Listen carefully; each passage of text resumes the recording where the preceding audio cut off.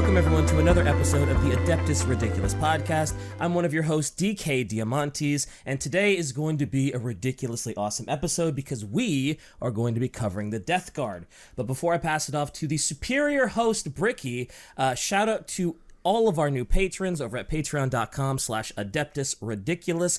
It has been blowing up. Thank you for all the support. Just recently we released a really cool Sisters of Battle HD poster. So head on over to patreon.com. I think you need to be at least the $15 tier, but every tier will get you stuff like Discord access. It'll get you blooper footage. It'll get you those posters. So definitely sign up today. And also, today's episode is extra special because we have our very first podcast guest, PatStaresAt. Welcome to the podcast, Pat. Hey, guys. I'm glad to be here. I only have one real question. Yeah. Before, what's up with Warhammer? What's up with Warhammer? Dude, what's the deal with Warhammer? What's the deal with it? Why is everyone taller than the other guy? It's just crazy. But you're here because today's episode is on the Death Guard, and you're a big fan of Death Guard, right? I like Nurgle stuff, man. I like it. You like the stinky boys? I think he should reel it in a little bit lately. think he's been doing a bit of a too good job, but his aesthetic is just the coolest. It is. I always like the models that have like the their stomach is like a big mouth with a flopping tongue hanging out of it. It looks very, very cool. But they're decaying, stinky, awful boys. I know nothing about them except apparently Typhus has a sick model. He fucks. He's kind of like Erebus. Their Daemon Primarch dude is Mortarion, and apparently he just straight up don't die. So I suppose now would be a good time to hand it over to Bricky, so you can tell us a little bit about Death Guard. Damn it, Shy warned me about Pat. I didn't listen. It's like, I'm gonna be up. I like Nurgle. It's cool. I'm still a little tired, and I'm Pat stares at, laughs at, whatever the fuck. It's PatStaresAt. He stares at stuff. He stares at stuff. He's gonna stare at some stinky ass boys. Yeah. Dude, these guys are smelly, and they have a nice grandpa. They do. Actually, that's a good segue. Thank you there. I need to memorize. I need to memorize the goddamn name of the segue guy again because I need to constantly use that meme. Where is it? Dean Kamen. That's a Dean Kamen right there for that good ass segue. I gotta be honest, after looking at a lot of the Death Guard stuff, in the tabletop world, they are a very recent faction. They came out at the start of 8th edition, which we're in 9th edition right now, so like 3 or 4 years ago or something.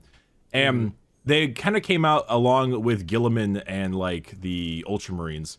And so they were kind of dealing with each other and being a pain in the ass. But, I never actually got into the Death Guard lore itself. And after doing this research, I gotta say, I'm a bit of a Nurgle believer. They actually have some really good lore. I'm quite impressed. I wasn't quite sure because my favorite Chaos Space Marines factions were always the Alpha Legion and Emperor's Children.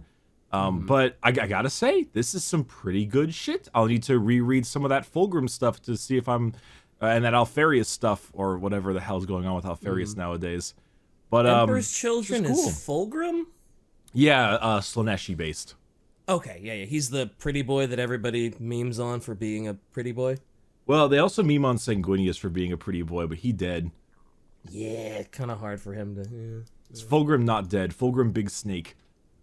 But, actually, before we get into the Death Guard, I think we should talk a little bit about Nurgle, just, like, in general. Okay.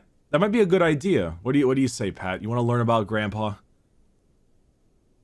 I'm actually just stuck back with you mentioning that the Death Guard came in with the Ultramarines, and my brain has just been going, man, I fucking hate the Ultramarines this whole time.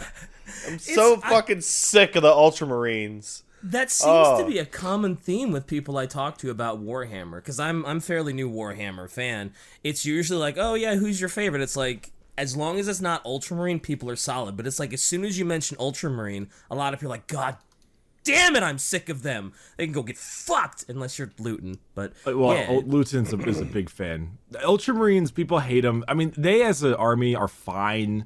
It's whatever. It's the fact that there are more named Ultramarine characters than there are Harlequin models. Yeah, they're overrepresented. Even Yeah. because I'm a secondary to the core. Like, I don't play Warhammer. I don't read Warhammer books or lore. I just play the games, and if they put out like a show or whatever, I'd watch that, right? And Ultramarines are just like it feels like every time you play a Dawn of War game, when you go into multiplayer, there's the Blood Ravens, which are the faction they created for Dawn of War, and then you click down number 1. It's like, well, there's Ultramarines, the real player one. Oof. Always number one. Yeah, it's not a problem with Ultramarines. It's a problem with Games Workshop selling too much Ultramarines. Gotcha. They've oversaturated the market with Ultramarines, and now everyone's sick of it. So many. Gotcha. They just released, literally a week ago, another Ultramarines named character. Oof. I'm not kidding. I mean, he looks okay. It's just for his terrible haircut. But anyway, let's talk a little bit of Nurgle. There's actually a fun chant that when I clicked on the Nurgle wiki page right now, I never read this before, but it's I don't even know how to pronounce this. It's Buboes, Bubos, something like that. Sure. Bubos, yeah, sure. Phlegm, blood and guts, boils, bogies, rot and pus, blisters, fevers, weeping sores from the wounds, the fester pores. Chant sung by plague-bearer demons during battle. Wow. They're very strange. So Nurgle is known by lots of things. Obviously, he's a chaos god. He was, in a sense, we believe that he always existed, but he gained his massive bloat, no pun intended, during the War in Heaven, just like Tzeentch and Corndon. And now he's way stronger, and his realm is way bigger than it used to be. But he's known as lots of things: Lord of Pestilence, Lord of Decay, Grandfather Nurgle is a pretty common one. And he represents all kinds of stuff: disease, decay, despair, death, anything that involves just like the breaking down and decomposition of stuff. Lots of rot and all that kind of thing. But the reason I want to mention Nurgle a lot, because the Chaos Gods themselves don't have a physical form. Like, you can kind of guess what they might look like, but they don't actually have a physical being. They've never been in like the material realm. But Nurgle, in his own right, like, the gods are like beings. They're not like in real world, like people pray to a god or a deity or whatever. And obviously, they believe in like divine intervention, that kind of stuff. But like Nurgle is like a physical like threat. He will talk to people. He will fuck things up. He is as much a character as he is like a god. He's both. So he intervenes. Plenty. Okay. Plenty. Nurgle himself, Tzeentch, Khorne, they all legitimately like do lots of stuff. Not just kind of being like, they're not just like a deity you would pray to or something. Like, they are legitimate forces. They got their hands in the cookie jar. Gotcha. Yeah, like I mean, in modern day religion, there's the discussion that that there are forces and stuff, but like there is no questioning it in the terms of Nurgle. It's everyone believes it. It's a something that I would joke about with Wooly on our podcast, where it's like, the belief in whatever particular deity on Earth is one thing, but if I was a believer in, I don't know, Thor, and then Thor came down and fucking pointed at a tree and it exploded in lightning, and then said, "Hey, here, you can do it too," and gave me magic fucking powers, there'd be a lot more Thor worship around. Yes. Yeah, but then the emperor was Thor worship around. And then the emperor was like, "Hey, don't do that. Don't do that." And then they did it. And they did it anyway. So I think our story, if you guys are ready to get going, we can start off with the Death Guard and where their beginnings entail. So I was curious, how did Nurgle's little section of the warp like bloat? Because like was Slaanesh the one that like the Eldar murder fucked so much that he would just bloat it up and he just went crazy and then he just big sucked them all into oblivion or something? Yeah. So like when we mentioned before, there's that thing where a lot of us just don't really understand the warp, because that's kind of one of those things that you don't want to over explain, because then it becomes a problem. Fair. But the warp is assumed that it's always like the yin and the yang to the material world. We're living in the material world. The warp is the opposite of it. And in the Imperium, that's like where souls go, where all your thoughts go, all that stuff. And there's tons of places in the warp. But there was an area way back when called the Realm of Chaos. And it existed, the Chaos Gods, Khorne, Tzeentch, and Nurgle. And what happened is that, the Necrons were like, yo, genocide, yahoo, and went out and had their, like, God knows how long war with the old ones where they committed just horrible atrocities and in the trillions people were murdered. And it's just this, like, magnitude of death is what sent so many souls to the warp and then kind of bloated those main three up.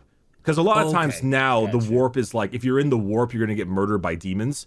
The idea was way back in the day, if you were in the warp, you were just in the warp, don't go to the demon ghetto section of the warp. Like, don't go down the demon alley. But now we've gone from the bad alley in Boston to, like this is all Compton.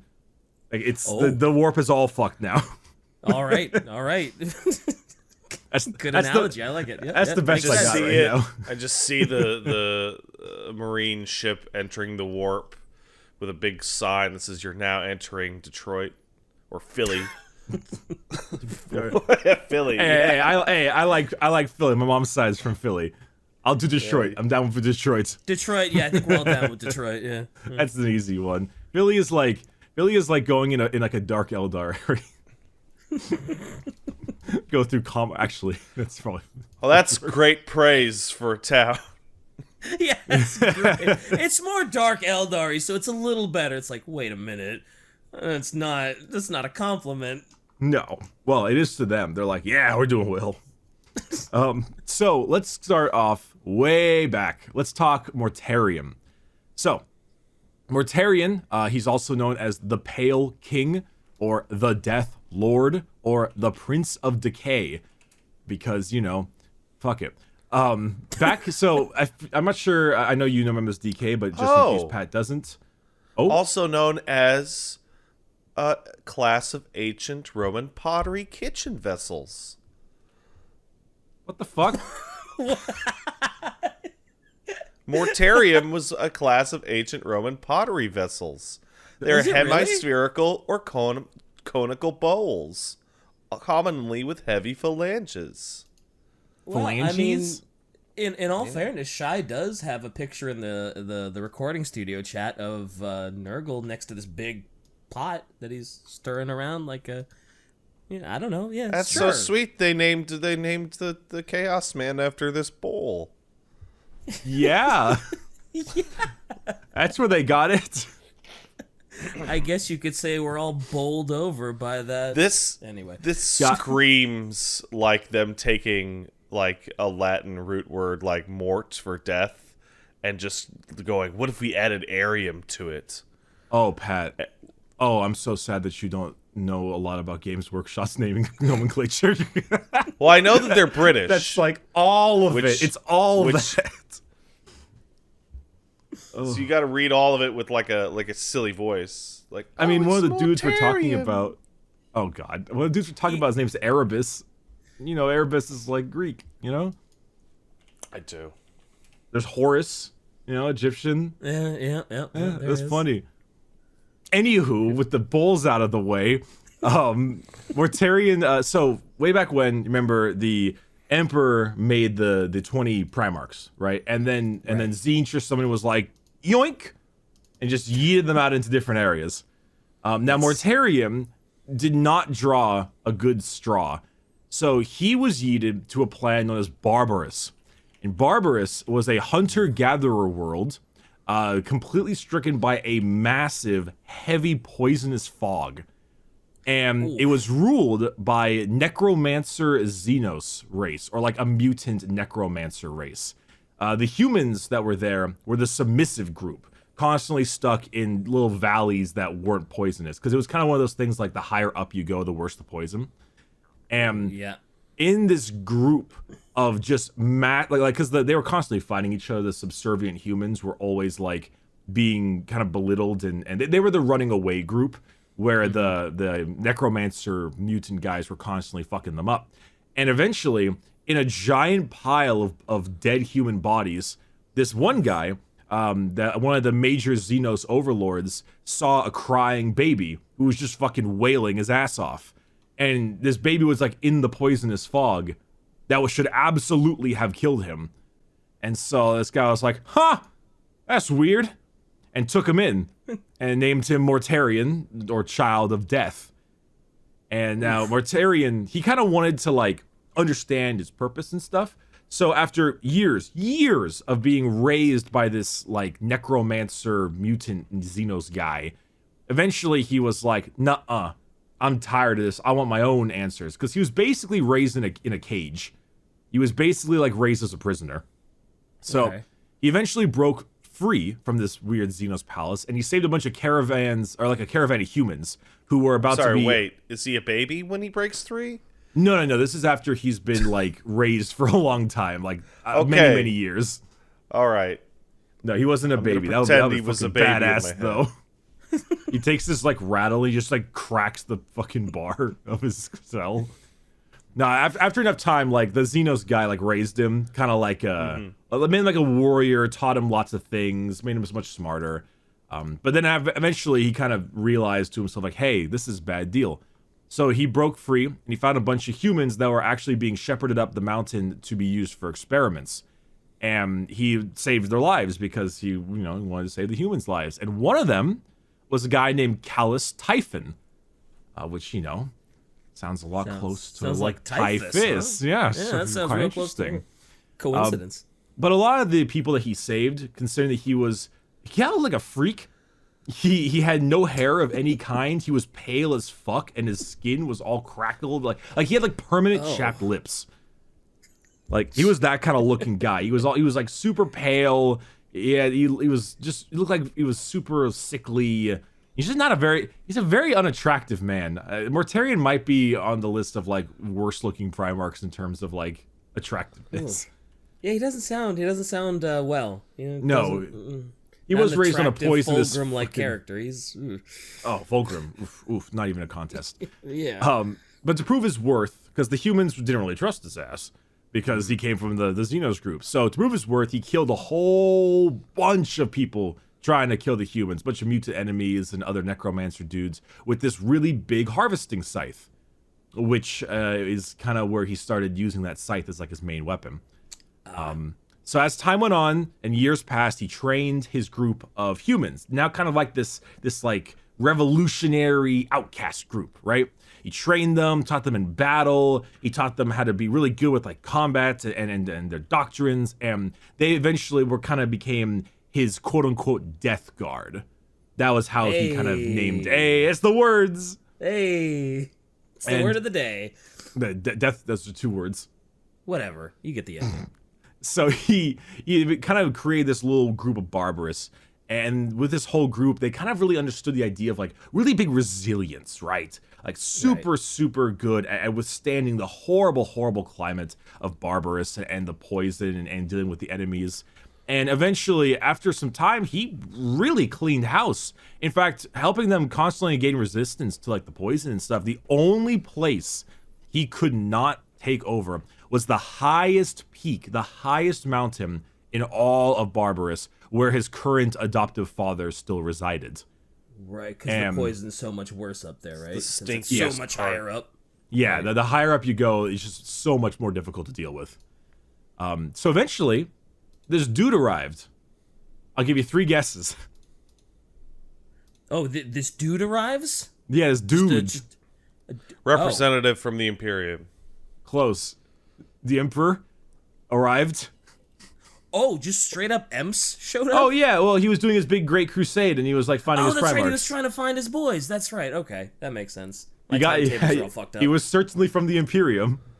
So the Emperor arrived at Mortarion, and Mortarion was seeing this like clad in golden armor demigod, and he was kind of not stoked by it, because he was looking at him and he was like he has this the Death Guard Mortarion has this idea of like the chains that go around your ankles are the greatest sin. Like being subservient is worse than death. This like huge hatred of that because all the humans were basically like servants. That sounds and terrible for like a military power structure. Being in chains is worse than death. Yeah. Yes, but being like a slave, maybe not like. Okay. Sorry, that's a bad way to put it. Yeah, not like being below someone, but like being forced to serve someone you dislike. Well, that still doesn't work either. But don't be a slave. Yeah, basically any kind of slaves or chain, like binding. Slavery is bad. Got it. Slavery is bad. Mortarion is pretty woke.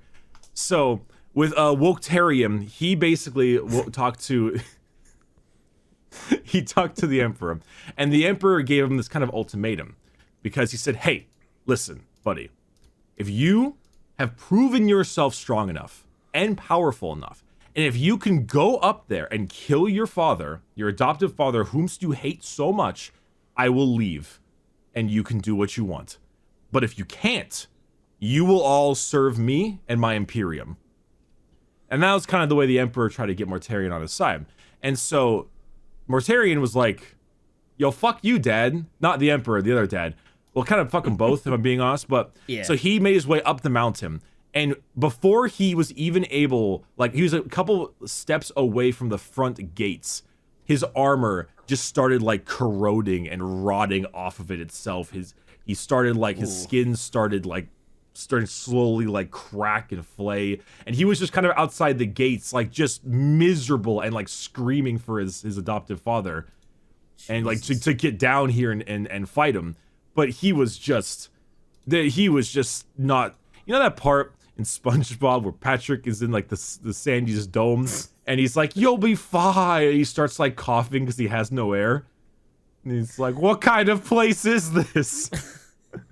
No. Are we? Well, so I'm not a big SpongeBob fan. Oh my god. Are we connecting SpongeBob and the Death Guard Mortarium right now? It's all there, man.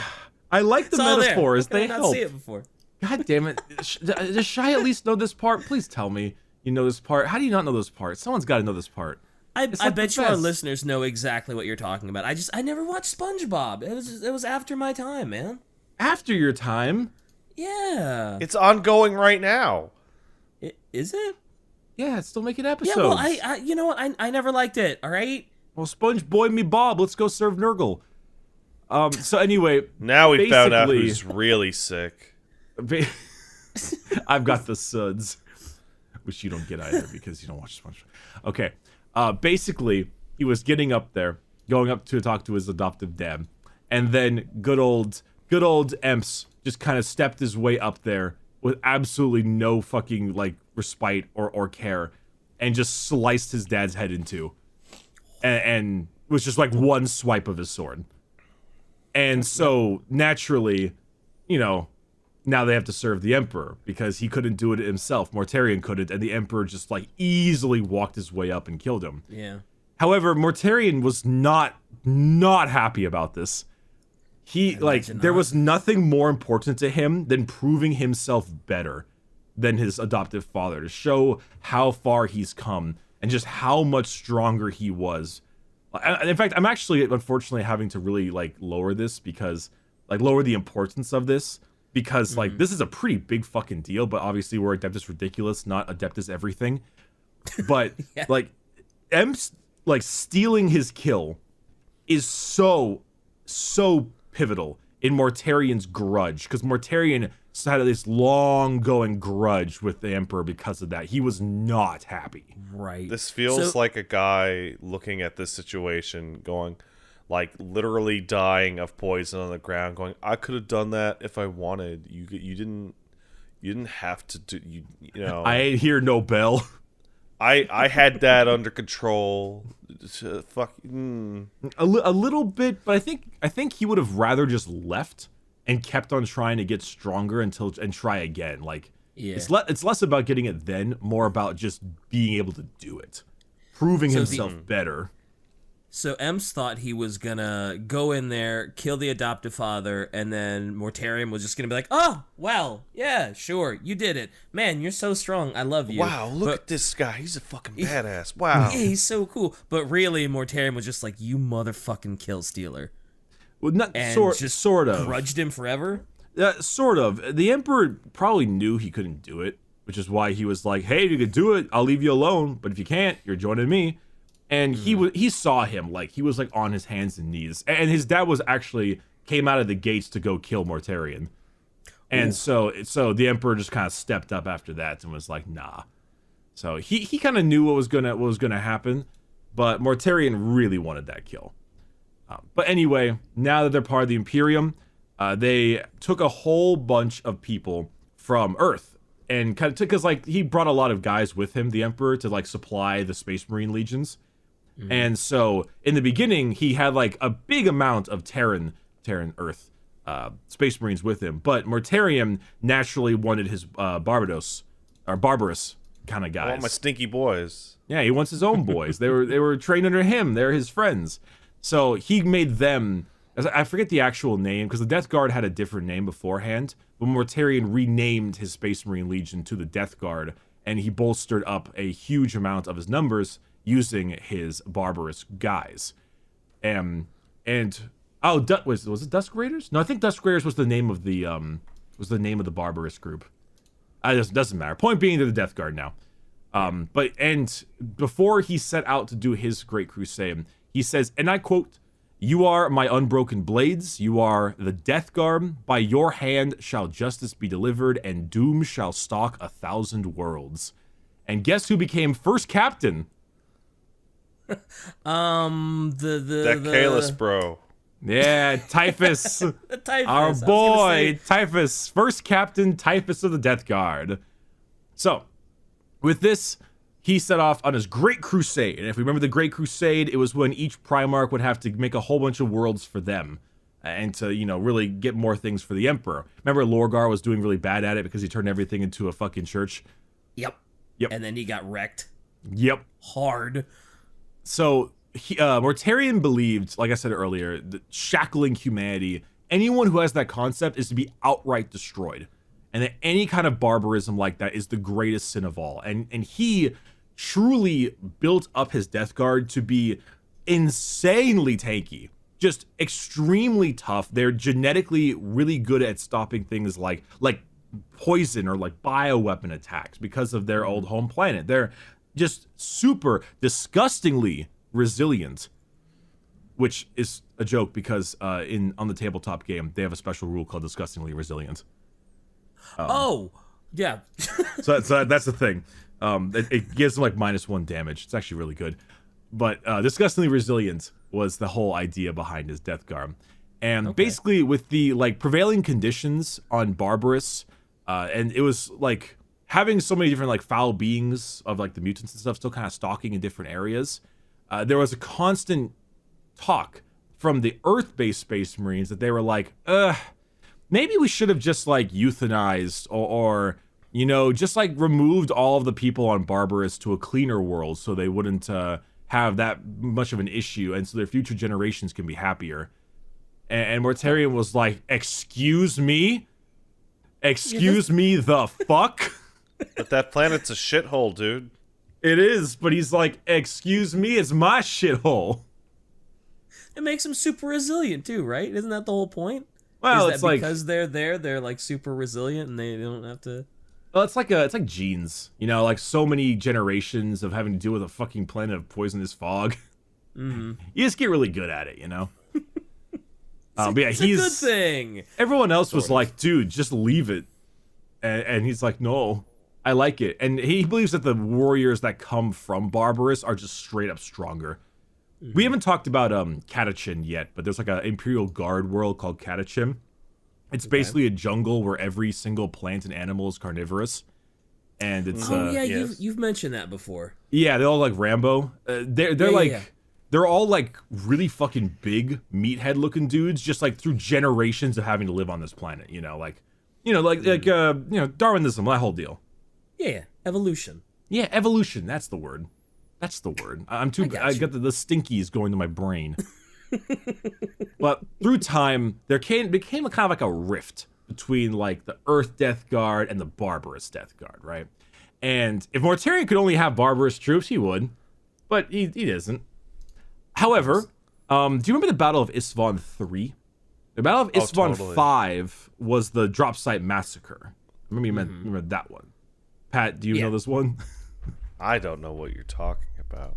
Okay, so we only gotta worry about Isstvan 3 then. So this is the part, if DK to remind you and to our viewers, is the part where Horus was like, okay, there's about 1/3 of our group that's still Emperor worthy. We're gonna send them down to this planet and then virus bomb them. Yeah. So basically, man. yeah, it's like, oh damn, they found me out. I was really loyal to the Emperor, and now I'm gonna bomb you. Bye bye, loyalists.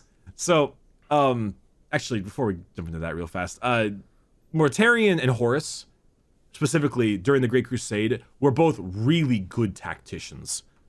Basically, the idea was that the super resilient Death Guard would go in, wear the enemy down, draw their fire, and then Horus would just come in for the kill. And they were really good at it. They grew rather close, actually, really close. Mortarion was this weird, pale, hairless man with a breathing apparatus and a big scythe, and Horus was one of the only Primarchs who was like, hey, you're my buddy. You're my brother. I love you, man. Aw. And because, Horus was awesome before everything went downhill. Yeah. So by the time Horus had his issue and run in with Erebus and such, like having Mortarion swap sides to Horus to help with the heresy did not take much convincing. Oh yeah. He I would already- imagine. Yeah. Yeah, he already hated the Emperor for what he did, and he was tired of the damn Earth troops.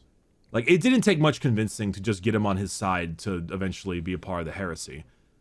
So, naturally, when they did Isstvan 3, that 1/3 of the Death Guard army, that 1/3 that was from Terran, that were Earth dudes, were the ones that were sent down to the planet's surface and then virus bombed into oblivion.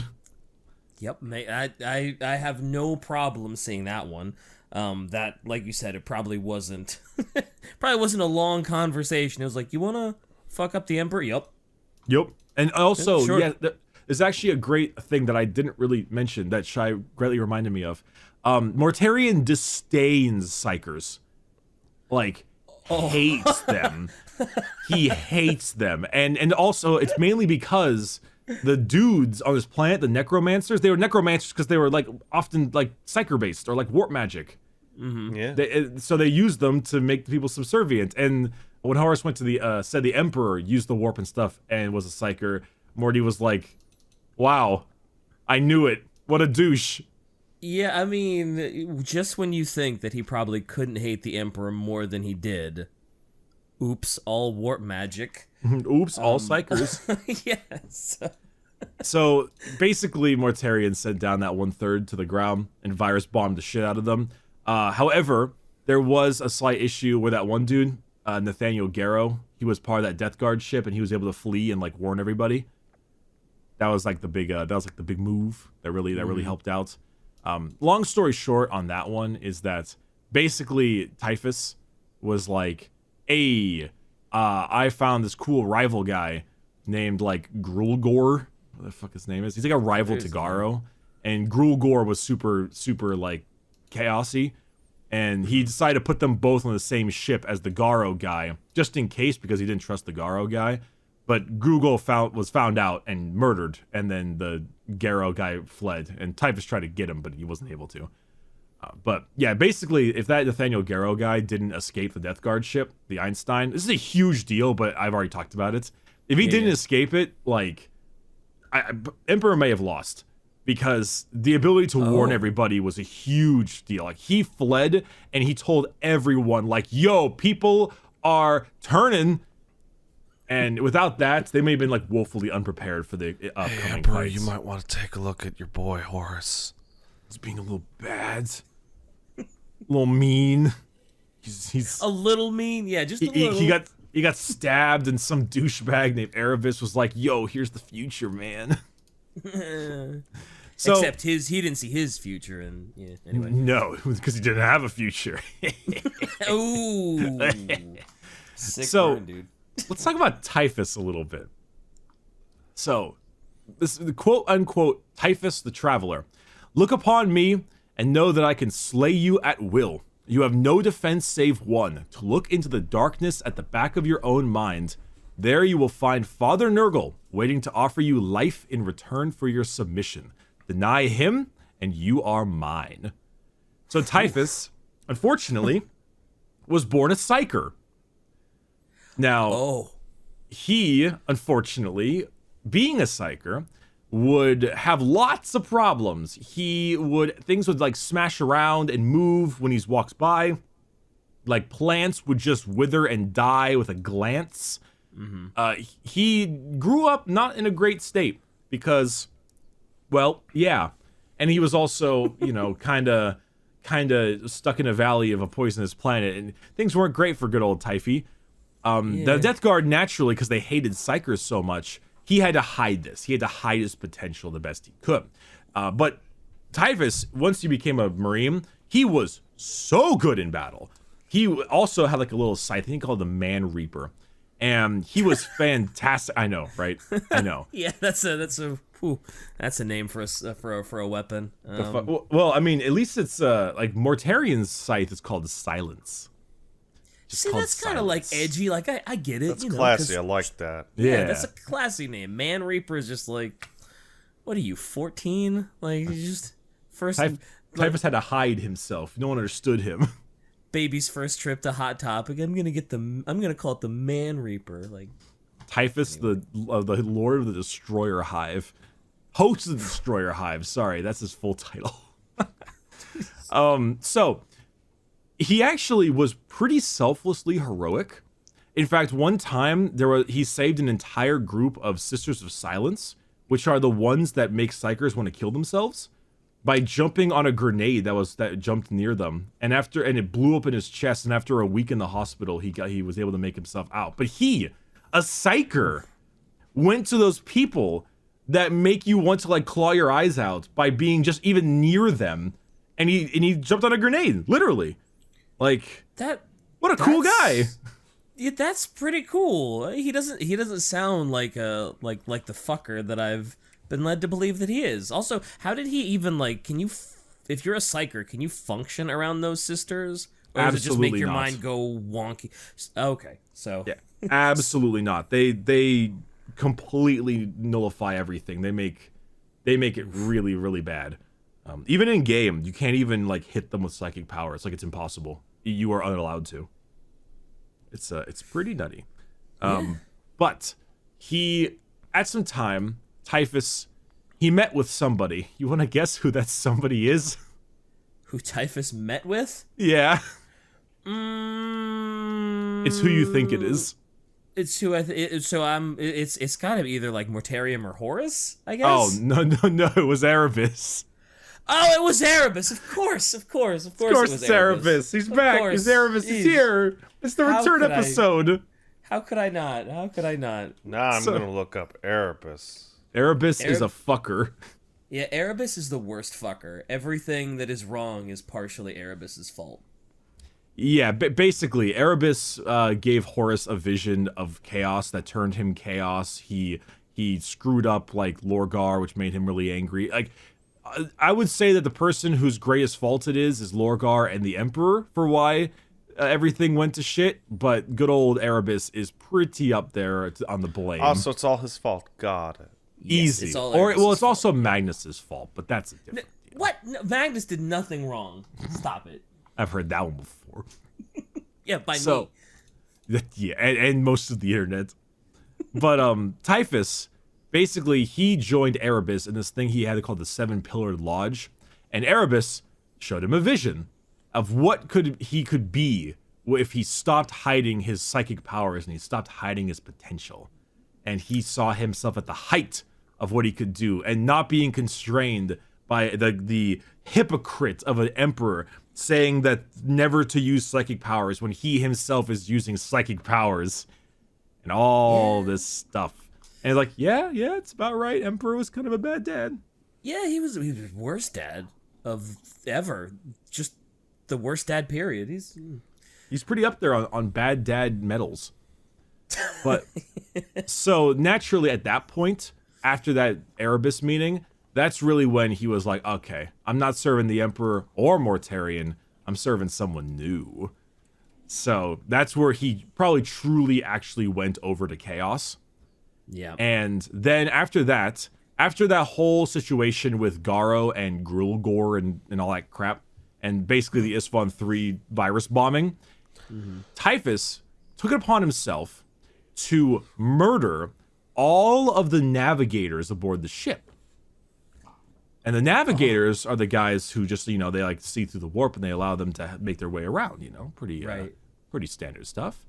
Unfortunately, by killing them all, now, of course, Mortarion loathed Psychers, but they needed to move. They needed to get out of there because you gotta fly the fucking ship, man. Yeah, it was wartime. Right after this happened, they went to go do the drop site massacre, and then right after that was the siege of Terra. Like, they got to scoot. So basically, Typhus was like, "Hey, Mortarion, I am a psyker. Like this. I've been keeping it like kind of under wraps, but I can fly the ship. Don't worry." And I'm cool, you know me. Yeah, you're a good friend. I look a little bit greasy, but I don't look that bad. Get a little bit of get a couple shaves. I could look all right.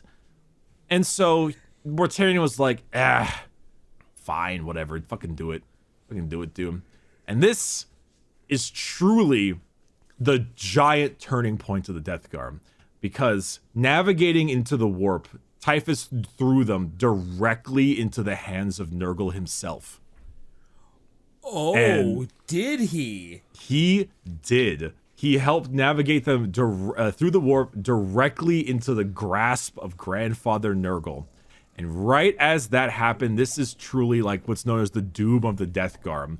The entirety of the Legion was subjected to a horrible infection called the Destroyer Plague and Nurgle's Rot. And these big, fat, dog-sized flies buzz through the entirety like a fog through all the ships, stinging and biting different kinds of the warriors, and their flesh turning into like a jelly. The venom sting caused their flesh to boil and have gross. Their bellies started to grow yellow and break through their armor like jaundice and distend.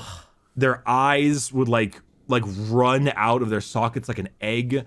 Their power armor would be grafted on their arms. They spawn boils and they're like full body scabs and pus. But the worst part about this whole thing is that, well, two things. One, Typhus got the best of it. He was rewarded heavily. He swelled up huge. His skin fused to his armor. Giant funnels of bone came from the back of his body and poured out thousands of flies, gnawing at the inside of his body. And he now is basically a moving, walking, a hive of insects, which is why he's called the Destroyer Hive. It is super nasty. It is super nasty. I didn't know he turned into a literal walking hive. Yep, that's why he's host of the Destroyer Hive.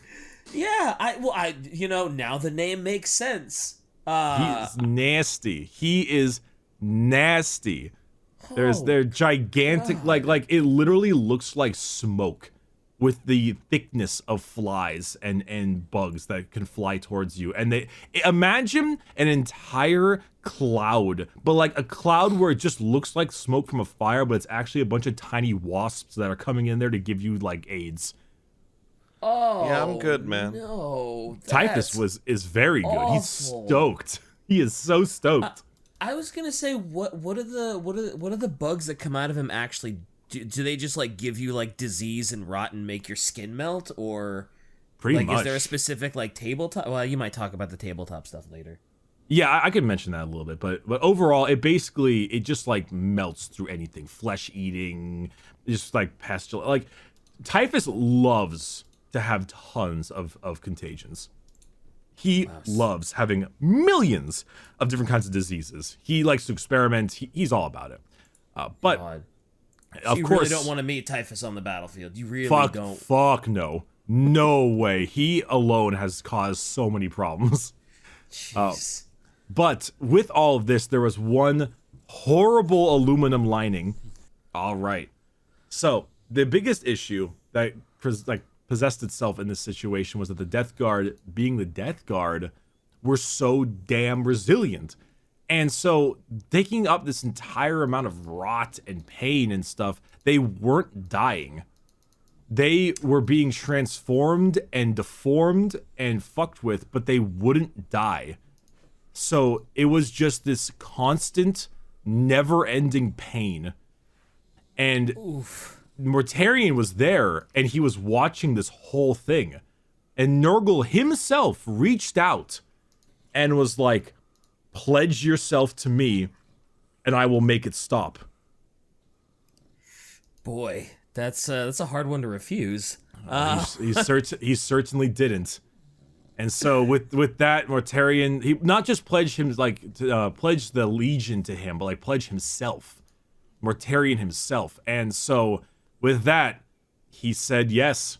He pledged his allegiance to Papa Nurgle, and Mortarion offered his soul and the soul of all of his sons of the Death Guard into the Imperium for deliverance from an eternity trapped in the warp, constant, unbearable pain. So with that, they all eventually left the warp as Plague Marines and the new Death Guard. Mortarion is now sprouted these giant wings. He's fucking huge now. He was like elongated. The wiki says he was a lot like he was stretched on a rack, like the old torture device. Yeah. He was still obviously quite pale, but he, like, with all the new bugs and disease now, the Death Guard had truly become this entire like walking pestilence. It was really nasty. I have seen Mortarion after they go plague, and he's wild. I mean, he's pretty gas cool. mask, the hood, the giant crazy infected wings. He's wild. If I had any confidence in my painting, I would absolutely buy a Mortarion mini. Because he's a big fucker, right? So yeah, he would be a great option in terms of being able to paint that bastard. I really like his model a lot. What's up? For clarification, so the way Nurgle's diseases work, he wasn't gonna suddenly uninfect all those dudes. It just made it so that they would be functionally adequate, and also it wouldn't hurt anymore. Is that basically it? Yeah, basically, if they were stuck in the warp, it would basically be them there for like forever, for eternity, constantly having their bodies fucked with by Nurgle's rots and diseases. And basically, by agreeing, they sold their souls in exchange to stop the pain. Honestly, Death Guard, both in lore and in game, they feel almost no pain. But they're still very icky and stinky. Yes, they're still horrendously gross, but they're very much not like, they're not really suffering anymore. That's kind of why they always talk about like Papa Nurgle's gifts, because with the gift of this pestilence and decay, you no longer feel pain, and you no longer like have a fear of death because you're like unending, your stagnation. So yeah, that's one of the cool things about Chaos, is that like Chaos is both the good and the bad. Papa Nurgle is all about disease, rot, pestilence, but he's also about like an end and acceptance, that kind of thing. So it's kind of the Chaos Gods do give you a bump. Like, the deal isn't for nothing. Yeah. No, just so long as they have you under their foot. Yeah, like Mortarion is strong as shit. He's like the main demon prince of Nurgle. He's like his number one. Like subservient guy. So did Typhus navigate them into Nurgle like on purpose because Erebus told him to? Absolutely. No, Typhus did it himself. He was like, I'm gonna do it. Oh, okay. Gotcha. I wasn't clear if that was like a mistake, if he meant to do it, if Erebus was like, hey, if you do it, Nurgle will make you super strong and he'll turn you into a hive or something. So Oh no, he kind of knew that would happen because he Okay. knows he's already like he was already a servant of Nurgle basically at that point. But okay. he was Gotcha. yeah, he did it on his own. He was like, I'm gonna do it.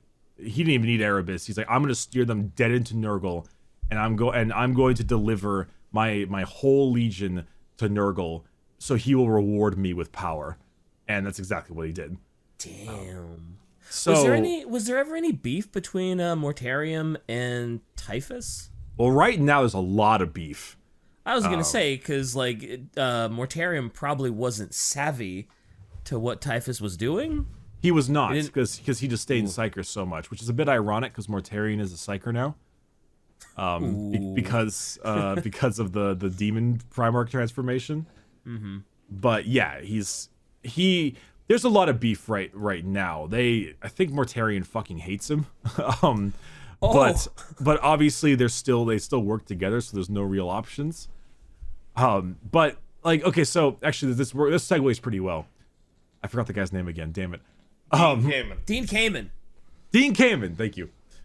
So he basically like we got to the Horus heresy, right? They pop out, they try to help with the Horus heresy, things don't work. We all know that thing, Horus dies, etc. So then all of the legions, the Chaos Legions start fleeing. But the Death Guard in particular flee very like calmly.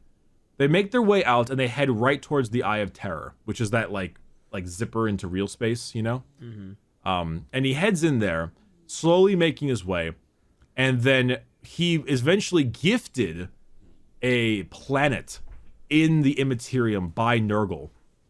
He has created the Plague Planet, which is its own entire planet dedicated to Mortarion and the Death Guard inside the warp, because the warp has planets and shit. Mm-hmm.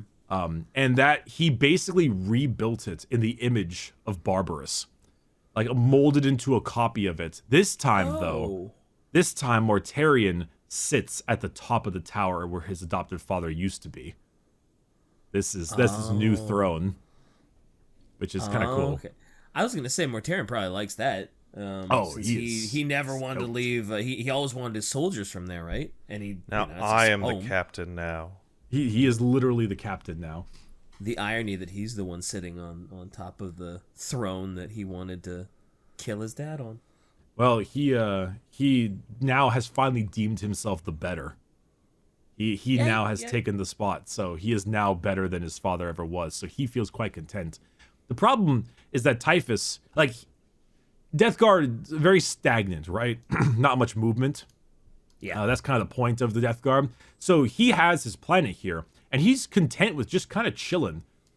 And he'll occasionally send out forces to attack like Cadia, which eventually Cadia fell. But besides the more recent things with the Dark Imperium and him fighting Guilliman and stuff, he's pretty chilling. He's just kind of doing his own thing. And Typhus is fucking infuriated by this. He's like, I gave you guys all these Nurgle gifts and you don't appreciate them, and you're gonna sit here and do nothing with them, you absolute buffoons. I'm out of here. So Typhus takes his like horrible tumor of a ship and a big fleet, and he just kind of leaves to go spread disease wherever the hell he can, because he thinks it's fun and he wants to do it. And he wants to spread Papa Nurgle's gifts out there. And Mortarion's like, yeah, whatever, man. He's actually kind of like that. He's like, just, okay, fine, do what you want, do what you feel like. Mm-hmm. But if I need you, you come back. If I need you, you get back here immediately. I mean, I can see how Mortarion wouldn't mind, because, I mean, Typhus is just going out and he's just fucking shit up. I mean... He's really fucking shit up. Typhus is a absolute, like, threat. He is terrifying, and his ship is disgusting. Ew, his ship is gross. I just posted a picture of it. That's a cool ship. It's a cool ship, but that's such a nasty ship.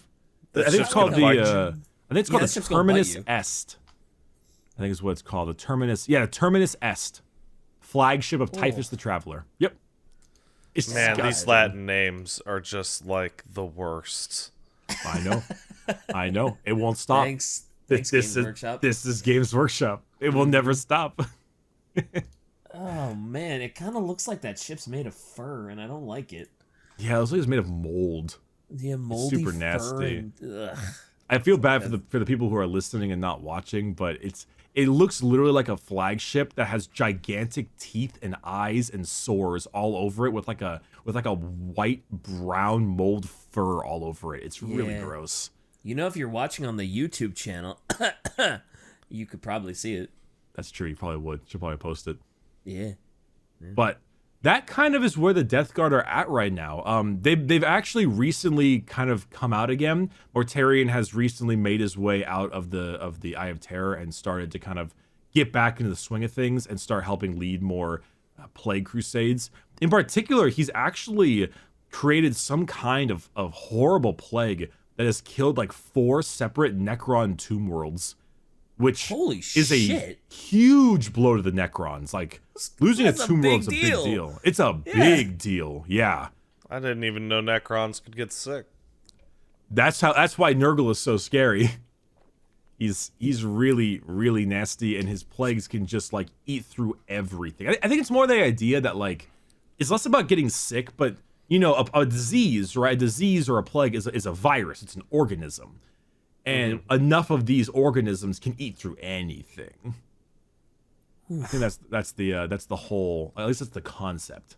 So it's more like they just kind of melted down the Necrons. Not necessarily that they like infected them with a plague, but there was so much of their shit that they just melted them. Possibly, I'm not 100% familiar, but I'm assuming there was some way they did it where they just kind of like, use the disease to scooch their way through all of it. Ugh.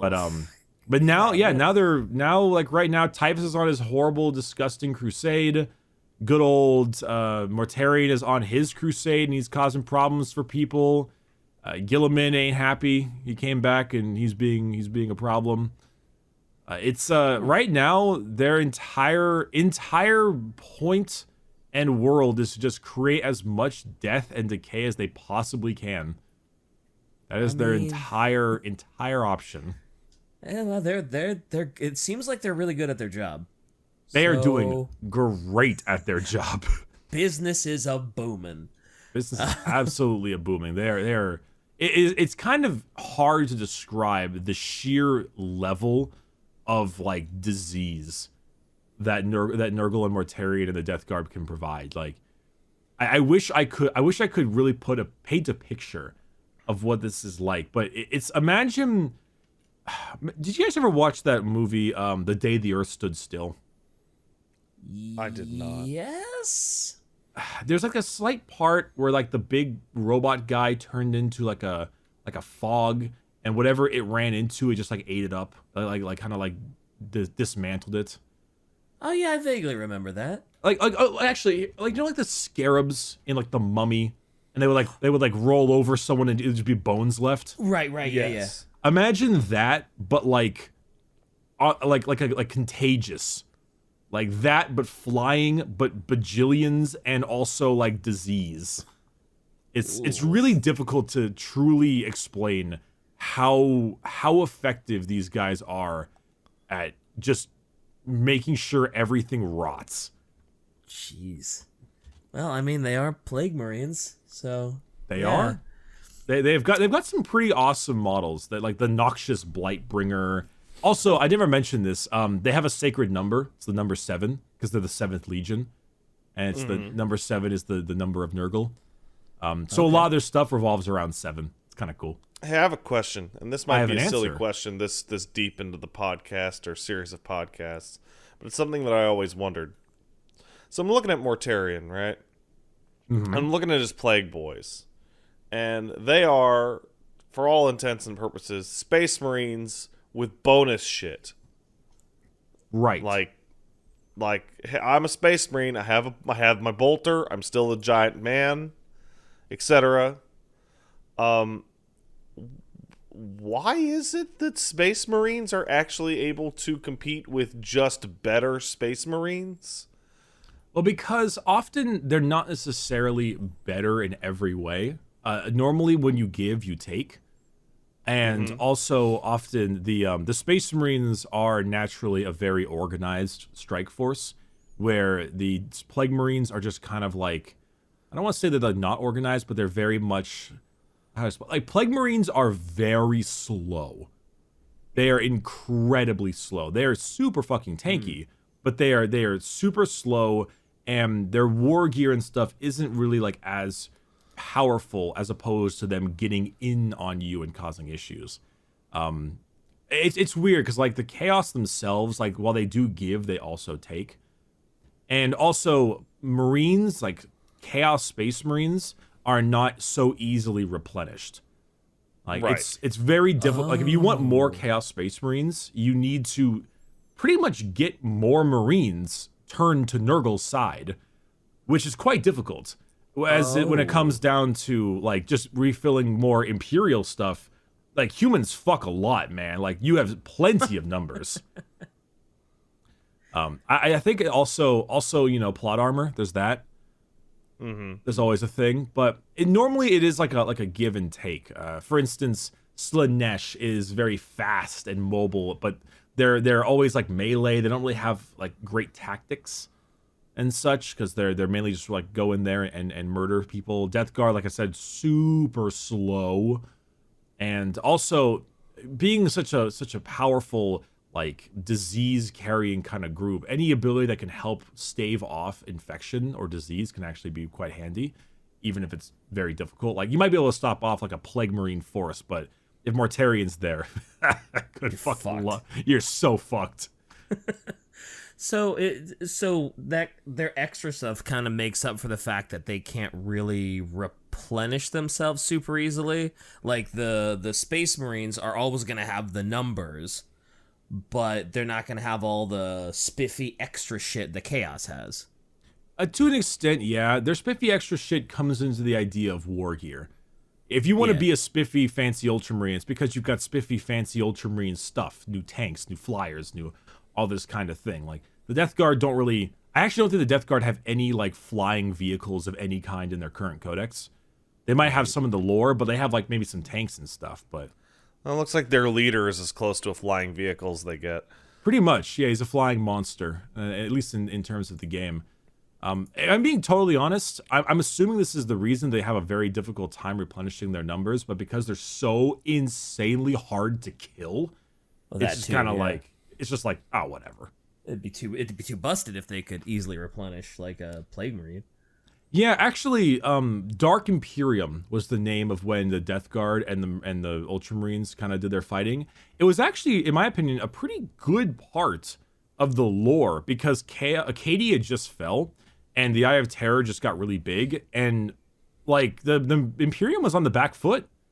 They were like Mortarion stuff were going through, and they were killing a lot. Like you know how normally you see lots of like artwork for GW, and it's always the Space Marines winning or something. Yeah. Not this time around. Not this time around. The Death Guard were taking names.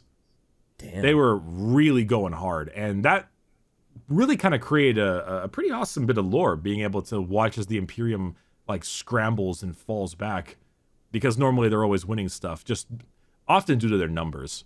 Because a lot of people forget that the Imperium has what literally might be 1 million planets. Like people forget That's a couple. Yeah, it's pretty insane. Does Mortarion have like an equal on the opposite side? Like can you fight him and have any chance of like winning? Like, is there a way to stop him? Okay, do you mean in lore or in game?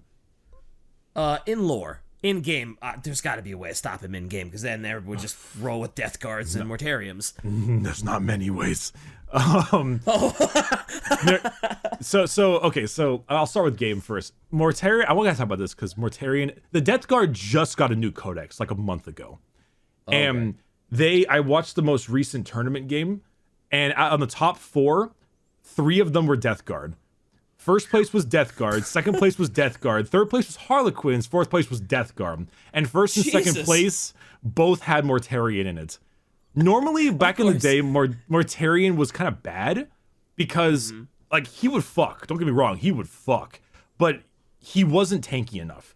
Like, if you focused all of your guns on him turn 1, he probably couldn't survive. And that was like 500 points down the drain. That sucked. It was really unfortunate. Now, Bro, I don't. Oh my god, I don't know how you kill this guy. So, at this point, he's almost 500 points, and he's got a high toughness. He has 18. It's called wounds. It's health. He has 18 health, but then with a 4-up invul on a 4-up roll, every damage you take goes away. And then he has a built-in -1 damage. So whatever you take -1 damage. And then after that damage has gone through, you roll another dice, and on a 5-up, there you don't take the damage. Wow. It is really fucking hard to kill Mortarion. He might be the tankiest model in the game. Gross parts. You shot me in my pustule, and now it's spit on you. I don't know anything about the tabletop, and even I'm like, wow, that's fucking busted, dude. He's insane. He's got all of these extra powers and these giant auras of like disease and plague. In like lore, I suppose you could kill him in like the normal way where you take 7 tanks and you shoot him at one time. You know, like there are plenty of lore ways in that sense that you could probably kill him. But I mean, you know, he's a tactician. Is there not planet annihilating technology in Warhammer? Oh, there absolutely is. They use it quite a lot. So you just hit him with that shit. Well, that's the thing though, is like, you know, he's a great general. He's not gonna let you. If he sees you coming, he's gonna be like, I'm gonna dip. And what's even more annoying is the fact that like he's a demon primarch. Demons come back. Like, if you forget, like demons in the warp, if you kill the demon, it'll go back to the warp and it'll be respawned because they're a servant of the dark gods. If you kill Mortarion, there's a good chance he's just gonna come back in God knows how long. You might have a good couple 100 years of being safe from his ass, but oh wow. So like if Mortarion is storming you, do you just like 'cause it doesn't sound like you can do anything really. Like even if you kill him, he comes back. If he's there, it's like, well, should we really waste the resources to kill him? Like, do you just like, fuck it, abandon the planet? Let's just whatever. Well, it's what do you do? Well, when you say like, do I waste the resources? You got to remember, like if America right now went to war with Russia or China or whatever the fuck, right? Something like that. If they're attacking you, if like I don't know, the big like Spetsnaz or some like special forces were attacking you, your mind isn't in the thought process of like, do I really care? Because you absolutely do. Like if Mortarion is attacking you, if Mortarion's attacking you, he's going full force. Like you don't get the luxury to be like, is it worth spending resources on this? Like, no, it is absolutely worth spending resources on. You got to stop him. He's a problem. Or he'll just sounds take like your he's planets. nigh unsurmountable. Like it's just at the very least crazy. you get some good hits in. Yeah, and, well, even if it's considered good hits in because he's servant of Nurgle, he just shrugs it. Like honestly, Mortarion, like he's kind of taking what he wants right now, and there's not much stopping him. God. So if he just led a campaign, could he just wipe them all out? Oh God, no. There's like a million. So I looked this up. They talk about like there's like a million worlds in the Imperium, and a lot of us think like a million planets. Like come on, right? But if you truly think about it, let's say there's like for every star in the Milky Way, let's say there's one planet, just one. Mm-hmm. There's 100 billion stars in the Milky Way. So it's not too far-fetched, the idea. But also GW doesn't understand like numbers. So there's also that. But like the Imperium, there's so many fucking humans in this galaxy that Mortarion will lead his way out. He will take over planets. He will turn things to Death Guard. But he still does have to deal with Tyranids, Orcs, Necrons, other Imperial groups. True. Yeah. Tau even though he would make a mockery of Tau. Nobody cares about the Tau. He can have them. Whatever. I truly like think the Tau. Do you really? Yeah, I think they're cool. I like their future space guns. The thing about Tau that makes them a little boring is lore-wise, the Tau, like, how do I explain it? If you are on one side of the Sahara Desert, the Tau will snipe you with a railgun from the other side of the Sahara Desert. The reason why this reason why Tau is always losing in like art is because if they were winning, you wouldn't see them. They would use their insanely long range mechs and weaponry from across the goddamn like pond, and they would shoot you. Jeez. Their stuff is super long range and accurate. That's what makes them tough. But if I'm being honest, if the entirety of the Death Guard could not wipe out Tau, they would wipe out a lot of Tau though. But not all of them. But they would do a number on the Tau. Okay. Like, if the Imperium wanted it, they could kill the entire Tau race. Wow. If they truly wanted to extinguish them, they could. But it's not worth the resources. Because if you'd spend that many resources trying to kill the Tau, good, and then the Necrons arrive, then the Orcs arrive, then Mortarion is like, hey, Dad, I'm on Earth now because you took all your dudes elsewhere, you fucker. That'd be a problem. That'd be a big, big problem. It would be. It's crazy how much of a balancing act it is. Like, and it never works. You works. could take out them, but then you get fucked over by these others. Yeah. Warhammer's wacky. It never works. Like, Warhammer is so stupid, but that's why it's fun. Because, like, even though with all my attempts to justify this, it's stupid, and I know it's stupid. But What? What? No. Since when? This fucking edgelord board game made by the English? Stupid? That was the biggest problem right there, the English. But yeah, it's a cool, stinky world out there for the Death Guard. Do you have any questions, either of you, Pat? Now, if I remember correctly, Nurgle's power is like entropic in nature, right? Like the disease and rot, it's like a function of entropy. Yeah. Okay, so one of the things that was interesting to me is that, like, Khorne, I mean, all of them get their power-ups via various ways, right? Yeah, normally by, like, submitting themselves to the god. Yeah, but what I mean is, like, the Chaos God itself. Like, Khorne, I mean, is there tons of war? Khorne's going to be doing well, which is why, historically, Khorne has really done well overall, right? Because it's fucking Warhammer. Yeah, generally. Okay, so I remember reading a wiki article on Nurgle a million years ago, and it was that Nurgle is, I mean, not necessarily he's not the biggest boy. Like, Khorne's usually the biggest, and then Slaanesh and Tzeentch have their moments. But Nurgle will vary wildly depending on, hey, did I manage to hit everybody with a really juicy plague? Power go up. Yes? Kinda. The idea of the warp is, like, everyone's... all the things going on, have a direct impact of the yin to the yang. So, disease in general will help feed Nurgle, even if it's something as simple as, like, the flu. Oh, even if he's not actually responsible or involved with it at all. Yeah, because like, it also, like, emotions feed the gods as well, because each Chaos God represents both sides of an emotion. Khorne is anger, hatred, and violence, but he's also sense of honor, survival of the fittest, martial combat. Tzeentch is greed, trickery, conniving, but he's also the idea of constant change and hope.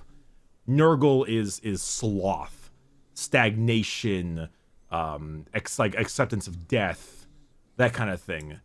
So he's on both. So if you're like a lazy son of a bitch, like, that feeds Nurgle. If you're like a corrupt bureaucrat, that feeds Tzeentch. And if you're just like a murderer, that feeds Khorne.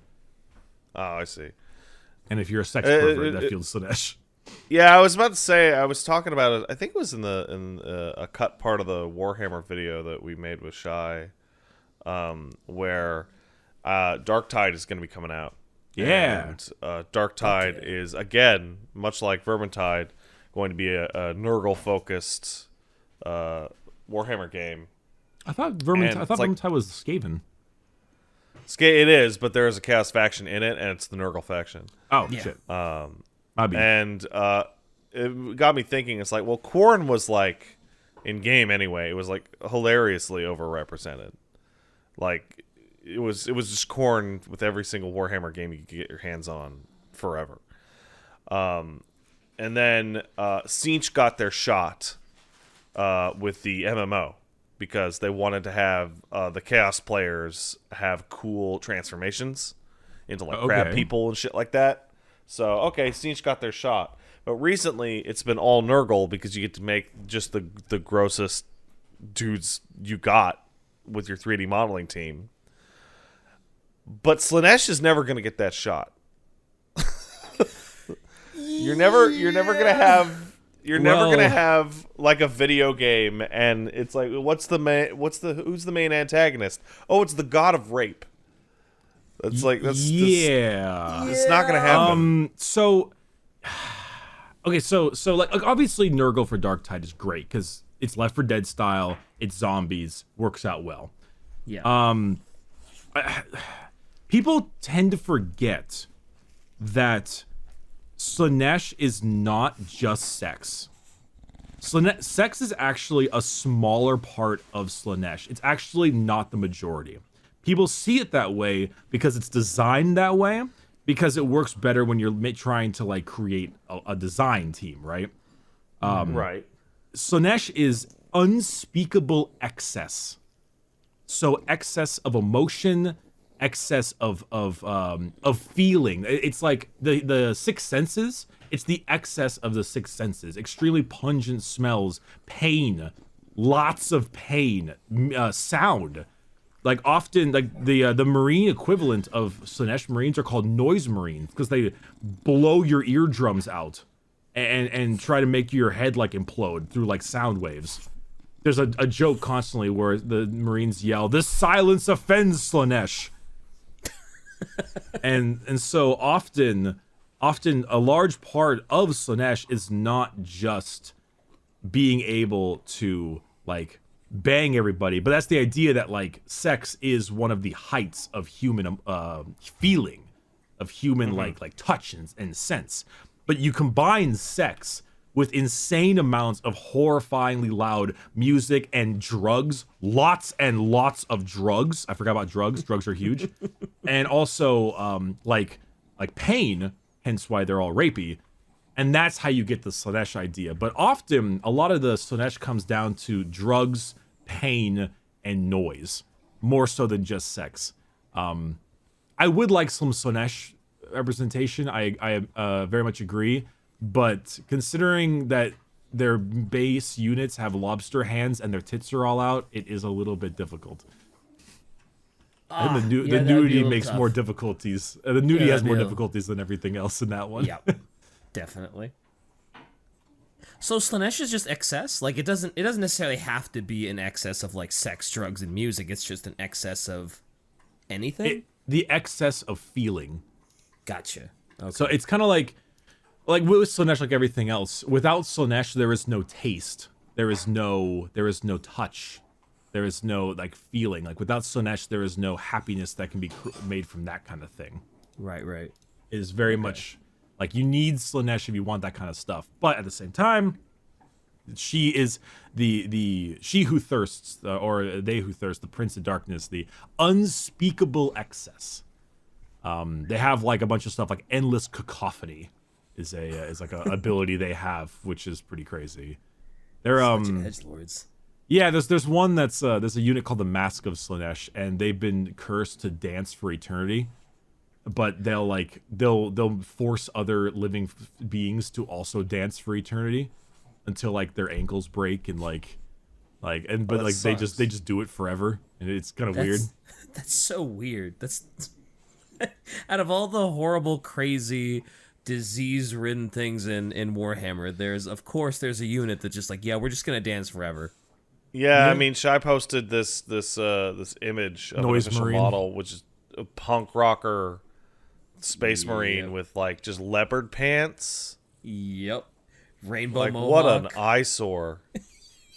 Yeah, that is the picture of excess for sure. Okay, everyone. Thank you so much for watching this episode of Adeptus Ridiculous on the Death Guard. It was quite fun. We will definitely have to keep talking about some of the actual units and things and talk about them later on. But until then, my name's been Bricky. You can find me at Bricky basically everywhere. Twitter, YouTube, stream, etc. DK, where can they find you? You can find me everywhere: YouTube, Twitter, Twitch at DK Diamantes, Instagram real DK Diamantes until I can buy that fucking name out. But yeah. And to our special guest, Pat, where can they find you? Hey guys, you can find me over twitch.tv/PatStaresAt or twitch.tv/CastleSuperBeast on Mondays, specifically for the podcast. I'm kind of surprised at how much of this podcast I sent just like listening to you, Bricky. I'm usually like the chattiest bitch in the world. Well, it is quite like, early for you.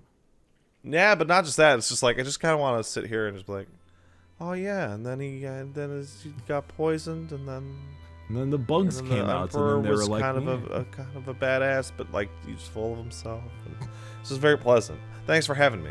I'm glad that you could join us. It's definitely something that we like to do every 10 episodes or something, get a guest on. So it was super fun. Mm-hmm. And you could also find Shy, of course, over at all the things Quite Shallow, Quite Shy, etc. I'm not sure when she's going to amalgamate that all into one, so I can just say Quiet Shy or something. You're definitely going to want to check out her videos as fast as possible because I hear she's quitting Warframe. Oh, no. So you want to watch all those Warframe Yeah. videos real fast. Oh, Definitely. no. Yeah, that's a shame. She didn't play it for like a day. She's totally out. So. Thank you very much for watching. That was so awkward. Why do you say it like that?